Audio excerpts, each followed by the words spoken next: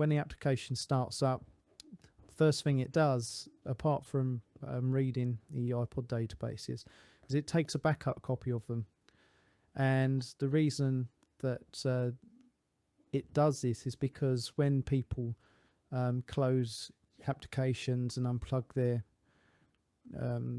iPod devices, they tend to just disconnect it from the cable without properly removing the device. And if Windows is still writing data to the device, it can cause corruption in the database.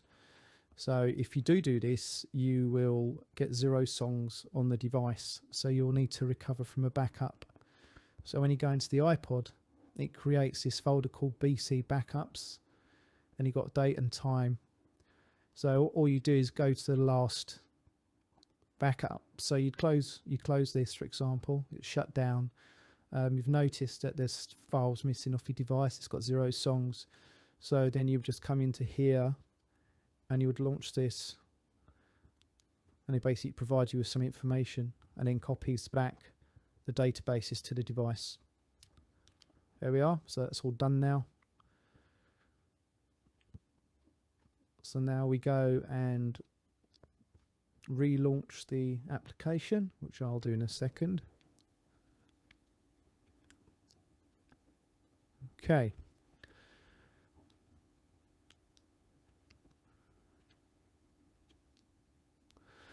So now you can see we've got the iPod displayed here, Chris's iPod. Now, when you click on the iPod, it gives you every type of track that exists on your device. So that will include any. So you've got your music, your videos, your podcasts, and your audio books. But when you come onto these here, these are like filters. So it only show you the music, only show you the videos, only show you the podcasts, only show you the audio books you've got. So what I'll do is just go through some of the media player features first before we go into the more in depth. So if I just sort of double click on here,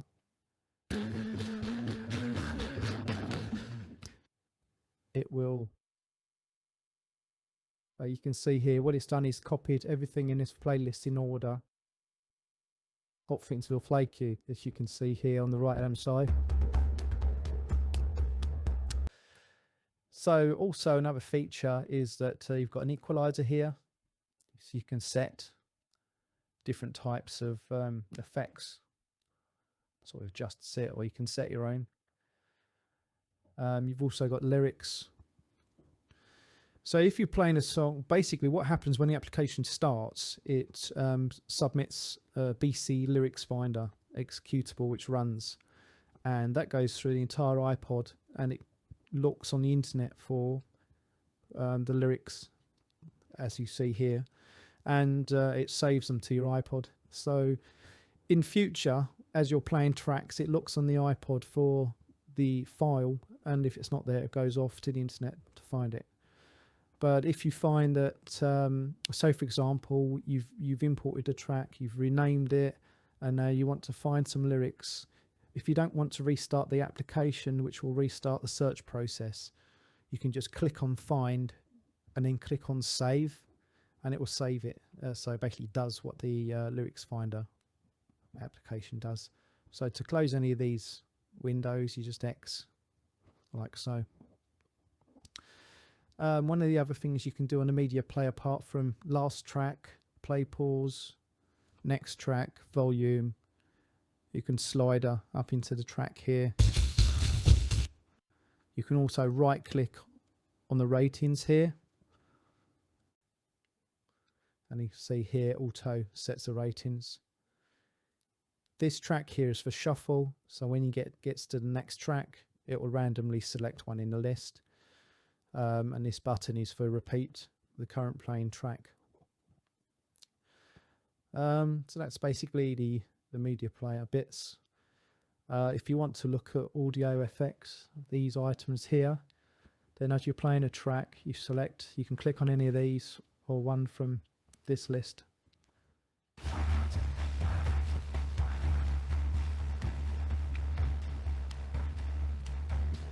Okay, so let's move on to some of the editing features that we have here. To create a new playlist, you can either right click, big options for new, rename current playlist, or delete the current playlist. Now you can only do rename and delete on the playlist that you define, so you can't select video and then do a delete. It's just not going to work because these are special filter playlists. So I'm going to create a new playlist and I'm just going to call it import A, and I'm going to create another playlist called my faves. So for example here, my faves, I'm going to select Pink Floyd tracks, and I can either do right click, copy to playlist, my faves. They now appear. So I'll do some different ones, and I'll do let's just sort an artist. Some classic Jean-Michel Jarre, and you can drag. So you select them and you just drag over. You notice you can't do these here. These are not allowing it. It's saying all T, they're filter playlists.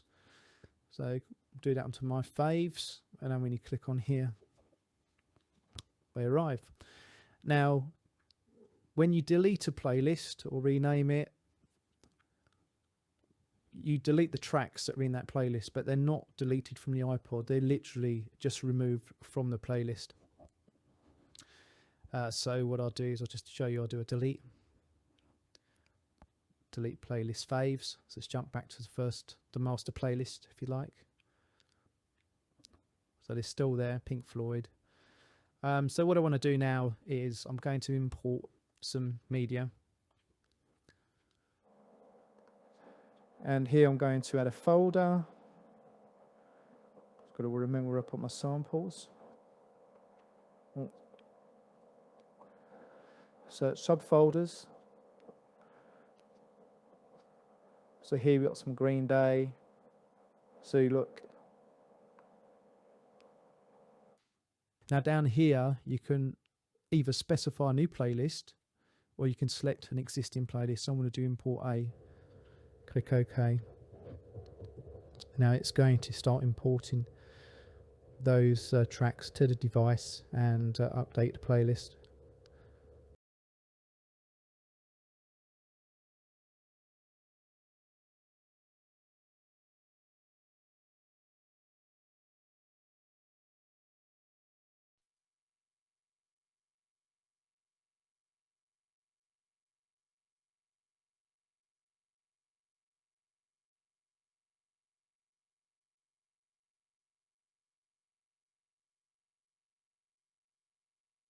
It's almost there now.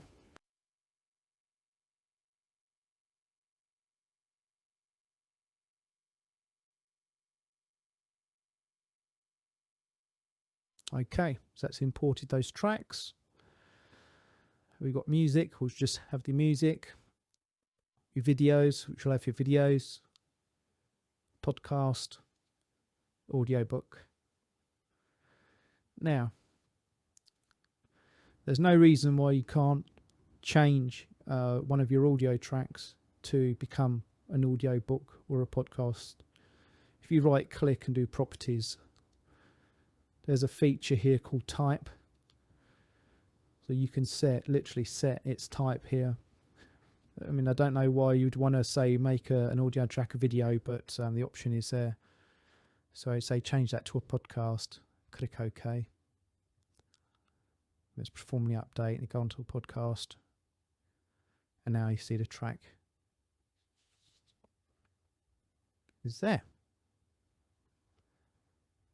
Now, when playing videos, you need to have a codec pack called K-Lite installed, and then it'll be able to play your MP4 videos and MOV and things like that. But if you have a DRM protected video that you've purchased through iTunes and you try and run it, you're going to get this error come up. Yeah, so it's unable to play the item, and the reason this is the item was purchased through the Apple Store and has DRM protection. A video codec is not available. Make sure K-Lite codec, or the video codec is locked by another program. So it could be another media player that has the file open. So that's the error you'd get there. The other options we have here are filter. So you could say it's a wall, and it filters with anything with the wall in. And to reset that, click clear. What else have we got here? Add in a CD. And so what it does is you select if you've got multiple players installed, you select the CD you want. It's automatically gone to the internet to get track information. If for some reason it doesn't, you can click on get track info or refresh, and it will try and go out again and get it. It'll automatically pull down the cover. If you need to change it, then just do a plus here, and then you can select the cover. Right, so the other options here, you can set to AAC or WAV, so that'll be MP4 or WAV, and you can set that to an audio book or compilation CD if you wish. Right, so without boring you too much, I'll import that as an MP3 into my import list. Now I'll start the recording. If it detects a track with the same album and artist name, it will inform you that you've got the album already on your iPod and ask you if you want to continue. So what it would do is, if you've got, say, 1 out of 10 tracks on your iPod from that album, it will just skip the track it knows exists there, and it will just import all the other tracks. So that's really simple as that, really. When I have a lot of CDs, I still buy my stuff on CDs mostly, so I use this feature that you can see here. So when it rips a CD, it basically initially will convert it to 32-bit high definition audio, and then it takes that high quality and then puts it into an MP3 AAC or a normal standard WAV file that the Windows can understand. Right, so there you go. That's imported here. Help folder, you can check for update. You can go onto the website FAQ page. If you get any issues running the software, go to the FAQ page. And if you find that the software is not behaving correctly, for example, if the software crashes, it should trap it and give you the opportunity to send me the log files so that I can investigate the problem.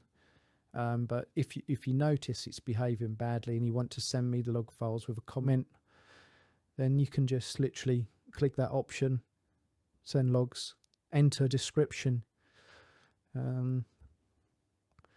Just when I clicked on, or whatever message you want to put, and then it goes off and it sends me the log file. As you could just hear it probably in the background, you just arrived. So that's it, really. Some other couple of things here, you can close that window down so you've got more work area.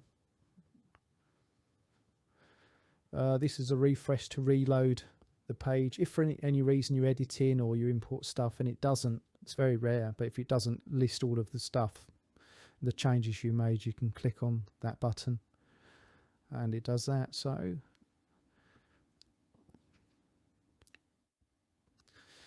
that's it for now. Any questions? You want me to make a video to describe anything really that you can think of with this app, then just send us an email, and we'll update our FAQ page and or if there's any features you think it should need, then let us know and we'll look into adding those too. Bye for now.